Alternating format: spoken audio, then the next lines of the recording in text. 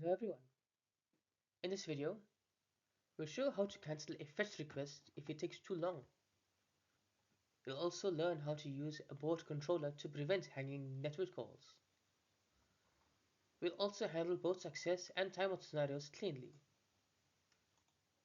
Let's get started by understanding the problem first.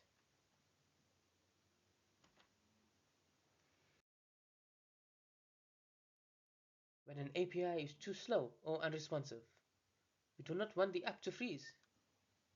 Instead of waiting forever, we cancel the request if it goes past a limit. We'll implement this with a timeout of our choice.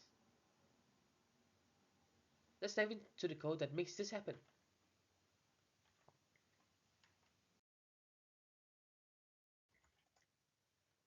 This function wraps fetch with a timeout. We use AbortController to signal cancellation if time runs out. If the request finishes in time, we clear the timeout. Otherwise, we catch the timeout and throw a clean error message.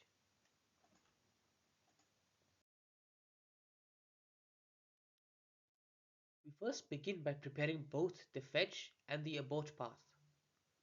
While fetch runs, a timer is also ticking. If fetch finishes first, we stop the timer and return the data. However, if the timer fires first, we cancel the fetch using abort.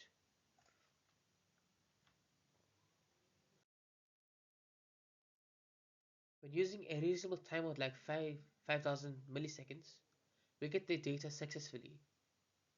But if we set it too low, like 50 milliseconds, the request does not finish in time. This triggers the abort controller and we catch the timeout cleanly. It is a great way to control slow APIs or flaky internet.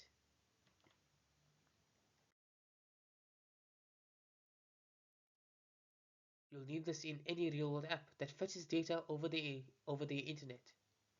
It protects your users from endless spinners or UI freeze. You can even combine this with retry logic for smarter networking.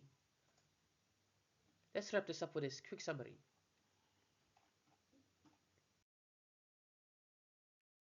By combining promises, fetch, and abort controller, we've built a safer API call.